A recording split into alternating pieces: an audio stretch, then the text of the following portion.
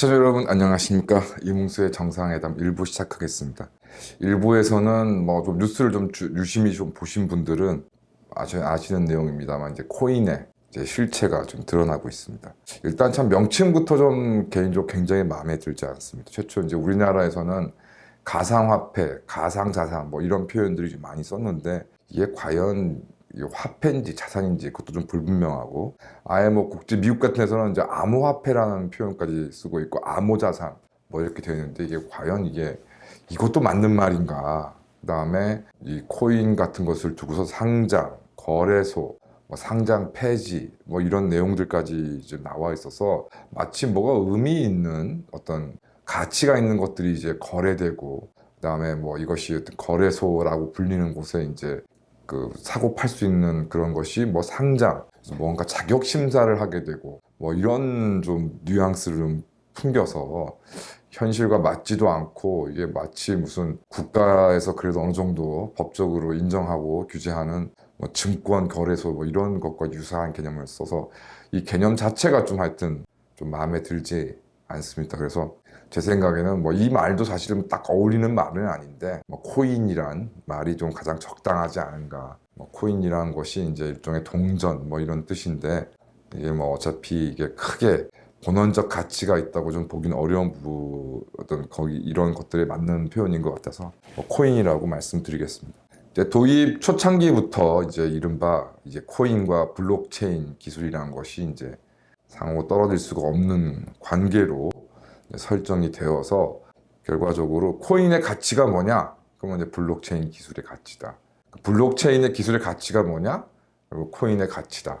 이런 식으로 좀 말장난 비슷하게 순환 문법적인 이야기들이 이제 많이 회자되었고, 저도 뭐 정확하게 그 개념은 모르겠습니다만은 이른바 블록체인 기술이라는 것은 이제 중앙에 통제하는 누가 있는 것이 아니라 각 거래 당사자가 장부라던가 가치를 결정하는 시장의 주체로서 기능을 한다. 그런 것들 뒷받침하는 기술이다. 이 정도로 지금 저도 이해하고 있습니다. 어찌됐건 이제 이 블록체인, 코인이란 것이 이제 특히 화폐, 이제 미국을 포함한 많은 나라에서 예전부터 역사적으로 계속되어 온 일입니다만은 이제 이러저러한 목적에 의해서 이제 화폐를 그 가치 이상 다량으로 발행하고, 그 발행한 화폐의 가치가 당연히 떨어지게 되니까 그 안에서 이제 금융 자산을 보유하고 있는 사람들이 특히 이제 손해를 보게 되는 것인데요. 뭐 이런 것들의 어떤 단점을 극복하고자 이제 이런 국가의 횡포로부터 개인의 재산과 자유를 보호하겠다는 명분으로 이제 블록체인 기술과 이제 코인이라는 것이 등장했는데, 과연 그러한 것인지. 우리나라 테크엠이라는 또 인터넷 언론이 있는 모양입니다. 그래서 6월 6일자 보도에 따르면 미국 전 증권거래위원회 SEC가 바이낸스 및 바이낸스 최고 경영 책임자 창펑 자오를 기소했다. 미국 가상자산 거래소 코인베이스도 기소했다. 그러니까 총 13종의 이른바 코인이 이제 규제 대상인데, SEC는 이제 미국 증권거래위원회는 바이낸스가 수십억 달러에 달하는 고객 자금을 유용해서 창평 지오 CEO가 별도로 관리하는 기업으로 몰래 빼돌렸다. 우리나라 식으로 말하면 이제 그 어떤 법인의 자금을 빼돌려서 다른 데다가 임의로 횡령했다. 뭐 그 얘기입니다. 이거를 이제 이 테크 M이라는 이 매체에서는 주장했다. SEC가 주장했다라는 이제 표현을 굳이 썼습니다. 바이낸스가 시세 주동을 감지하고 통제하는 시스템에 대한 거짓말을 일삼아 투자자들을 사기를 쳤다는 얘기죠. 창펑 자오의 바이낸스 법인은 미국의 규제 조건을 인지하고 있었지만 고의력 규제를 회피해서 고객과 투자자를 위험에 빠뜨렸다. 이에 바이낸스 측에서는 이제 공식 블로그를 통해서 적극 방어할 것이라고 하면서 SEC 조사에 적극 협조해 왔고, 규제 기관과 다양한 논의를 진행했다. 이러한 노력에도 불구하고 SEC가 일방적으로 소송을 제기했다. SEC는 집행과 소송을 무기 삼아 복잡하고 역동적인 기술을 규제하고 있다. 특정 토큰 및 서비스를 증권이라고 일방적으로 표시하는 행위는 이러한 문제를 악화시킬 뿐이다.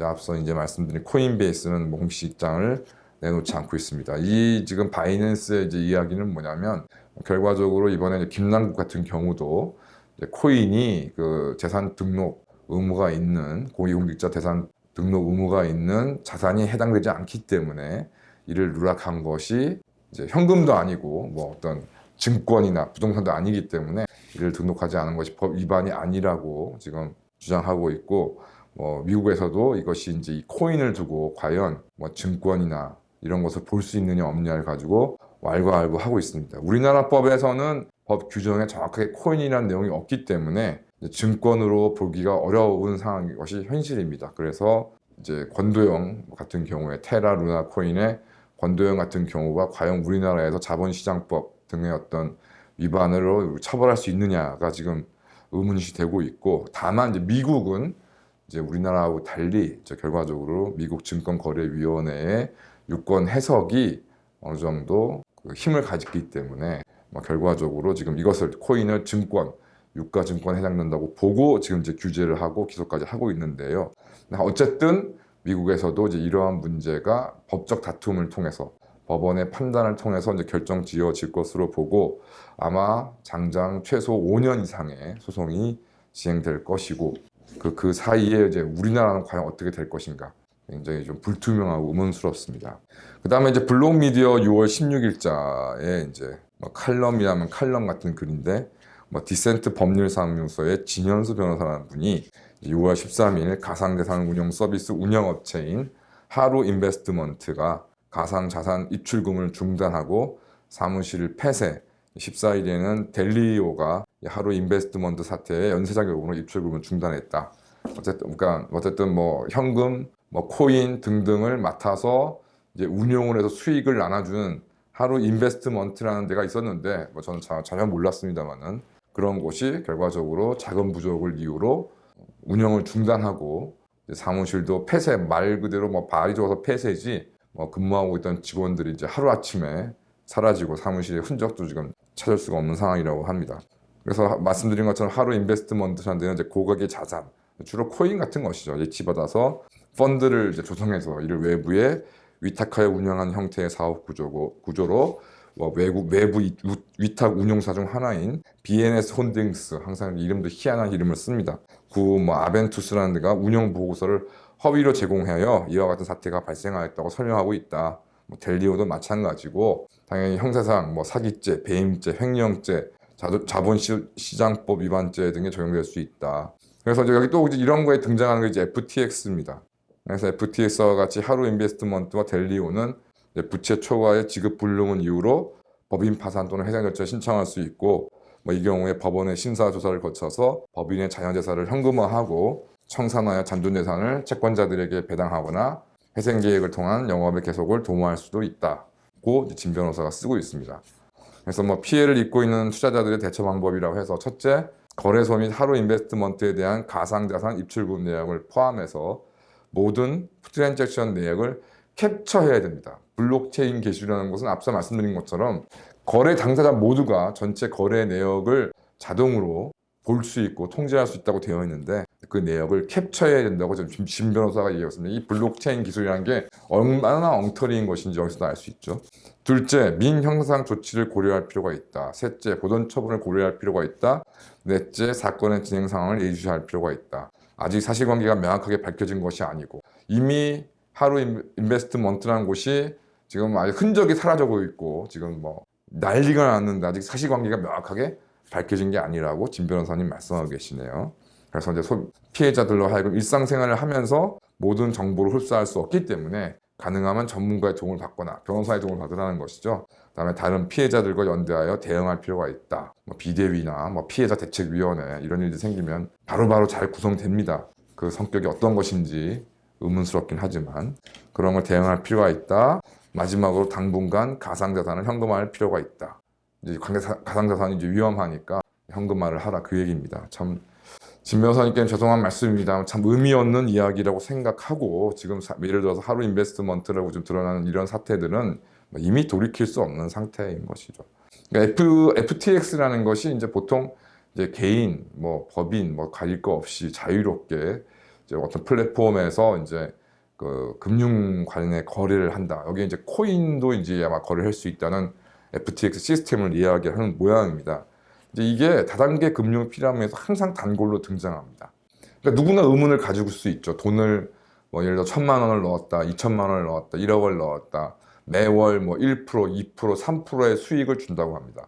그러면 지금과 같은 불황기에 도대체 어떻게 그 많은 수익을 줄 수 있느냐라고 물어보면 우리는 운용 수익을 내는 것이 아니라 이제 FTX를 통해서 이제 그 숱한 이제 개인들 전 세계에 그런 이제 코인을 거래하는 사람들이 있는데 그 거래장을 제공해 줌으로써 이제 수수료를 받는다. 수수료 수입이 어마어마하다. 하루에도 뭐 수십억, 수백억, 수조 원이 거래되고 수조 원이 거래가 되는 중에 뭐 1%, 2%만 수입을 받아도 하루에도 100억, 뭐 200억 이 정도의 수수료 수입이 생기는데 여러분의 투자 수익을 돌려주는데 아무 문제가 없다라는 용도로 FTX가 많이 등장을 했었습니다. 근데 당연히 그런 정도로 전 세계적으로 이게 문제가 된 코인이나 뭐 이렇게 다단계 금융 피라미드에서 얘기하는 그런 자산들이 그렇게 거래되지를 않죠. 얼마나 많은 사람들이 그걸 해야 그들이 말하는 수익이 나오겠습니까?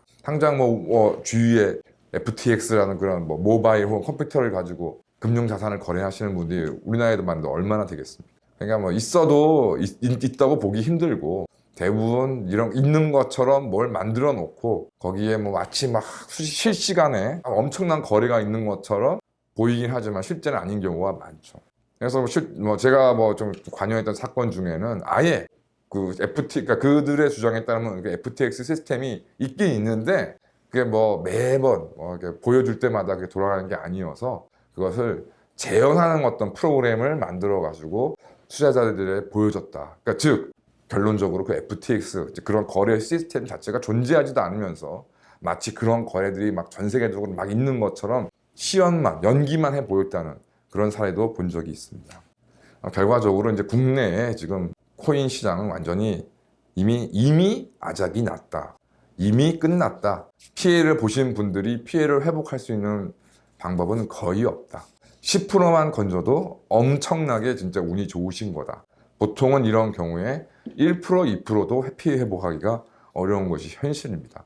법적 조치를 취하건 피해자 대책위원회를 구성하시던 대세에는 큰 차이가 없고 이미 돈을 빼돌려야 될, 돈을 회수해야 될 사람들은 전부 회수한 다음에 이제 사무소를 폐쇄한 것입니다. 그래서 이미 다 빈 껍데기에 불과한 그런 회사들, 무슨 운용사한테 위탁을 실제 했는지 안 했는지 그 운용사라는 게 도대체 이 하루 인베스트먼트라는 곳과 또 어떤 관계에 있는지 저는 안 봐도 뻔하다고 생각이 좀 들고 괜스리 변호사 찾아가시고 하셔봐야 비용만 날리실 경우가 사실 많고 그래서 저희도 결과적으로 처음에 이제 진행을 했을 때 워낙 답답해 하시니까 소액만 받고 진행을 했었습니다만은 결과적으로 그래도 크게 안 됐지만은 그래도 보수라도 많이 받지 않아서 다행이라고 생각합니다.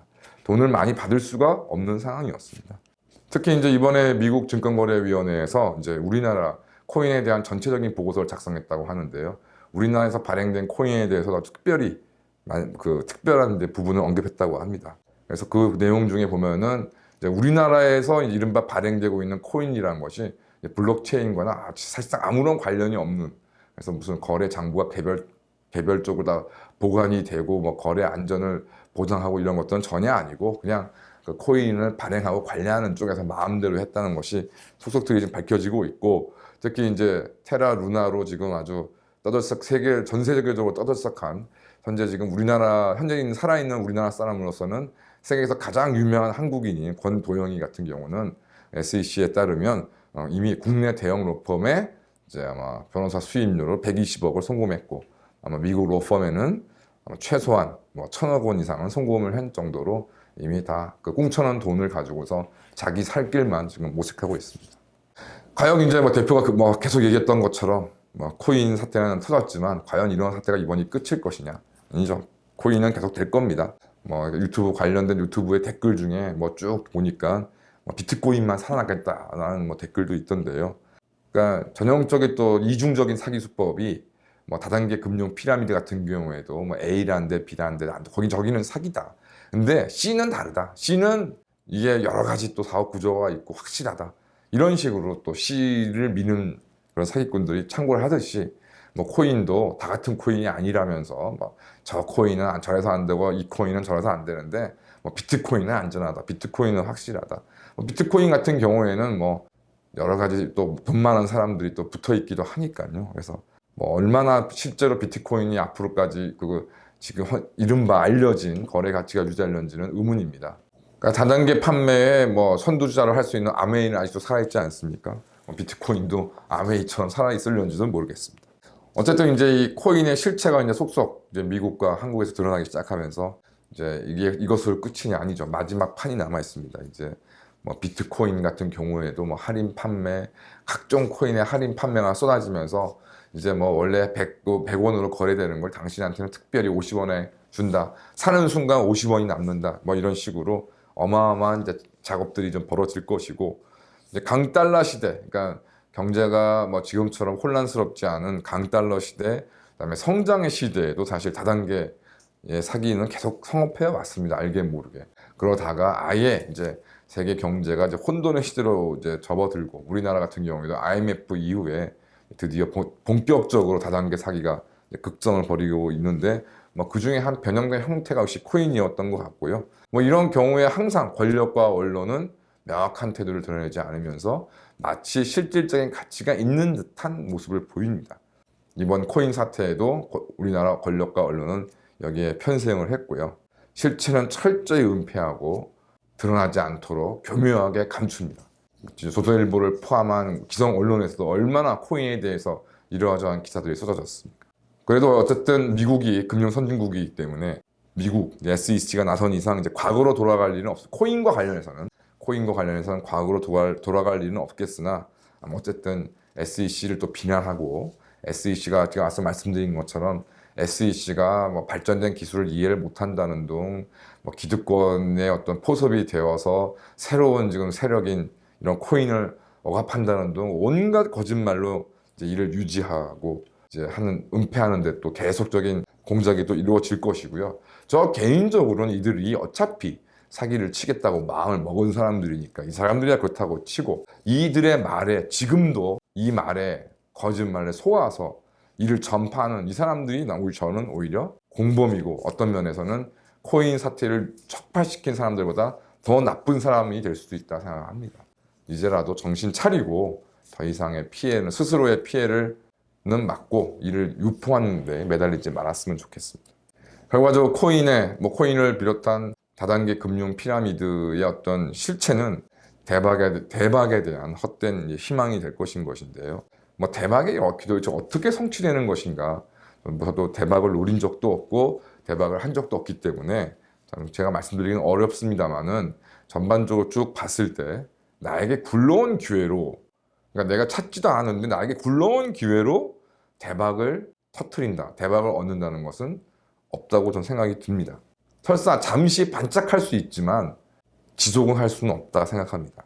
과거에 뭐 비단 이런 다단계 금융 피라미드 같은 것뿐만이 아니라 과거에 국내외에 어마어마한 연예계 스타들이 정말 돈을 태울 정도로 어마어마하게 돈을 벌다가 말년에는 그 돈을 다 날리고 오히려 빚만 잔뜩 끌어안은 채 생을 마감하는 그런 경우들도 많았습니다. 이게 뭐 인생에서 기회라는 것이 3번 있다고 하는데, 매번 기회가 오는 것이 아님에도 특히 젊었을 때 그런 기회를 만나서 큰 성공을 거두게 된 사람일수록 이러한 상태가 계속 30대에도 40대에도 50대에도 60대에도 올 것이라고 생각하면서 미련을 갖다가 결국 스스로와 가족과 주위를 다 망치는 그런 경우들을 우리가 많이 보았습니다.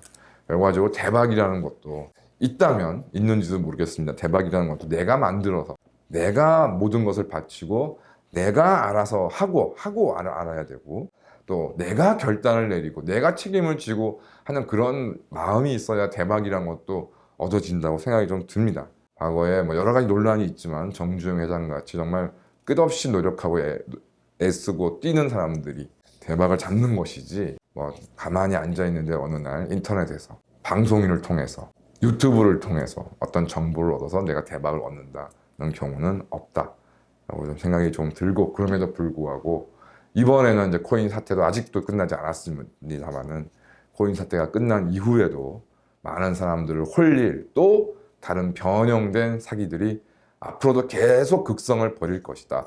본인에 대한 본인과 자산이란 금융시장에 대한 올바른 인식이 없다면 또 어마어마한 피해자들이 또 나올 것이다 라는 생각이 듭니다. 감사합니다. Revolution 21. Revolution 21. 내 나이 30 월세 30 코인빚만 300 서울에 온 지 벌써 10년 아둥바둥 버텼지만 여전히 난 반지 하에 제왕 곰팡이 연문제약 내비랑 깡통망통 완전히 폭망 90원 창문만큼 작아진 내 꿈 연애 결혼 내 집 모든 게 헛꿈 1년 전 떠난 여친 울며 말했지 같이 써봤자 평생 가본 게 꼭꼭꼭하지 Revolution 21. 가바후스 700 나도 소유주 Revolution 21. 가바후스 700 나의 소주 택시기사 우라부지 마트 캐셔 울어무니 우리 집안 다 털어봤자 후줄 그래 개선민 내 미래 거기서 팍 끝난 거지 팍더 이상 노력 따윈 괴물이 스펙 찾아서 말리 비오는 날 알바 잘려 맨날 학원 날 개쳐 빨려 밤비 내리는 양화대교 홀로 걷고 있을 때 현수막에 아로 새겨진 평당 700짜리 아파트 다같이 소리 질러 혁명 21 Revolution 21. 가바후스 700 나도 소유주 Revolution 21. 가바후스 700 나의 소주 You and I, we live together in the house. Brand new day, and your dream had just begun. Revolution 21, only hope and happiness. 너의 곁에 내가 영원히 지금까지 정치인들 입만 열면 찝찝찝 개소리 멍멍멍 쳤다 하면 뻥 잘난 부모 만나 잘난 학교 나오면 뭐 하나 우동살이 꽉 찬 대가리 깡통 소리 텅텅 저 푸른 초원위에 그림 같은 집을 짓고 평상사천 팔면 뭐해 평생 살 수 없는 집 내 미래 내 꿈 희망 퀵 살아나는 집 우리의 미래 혁명 21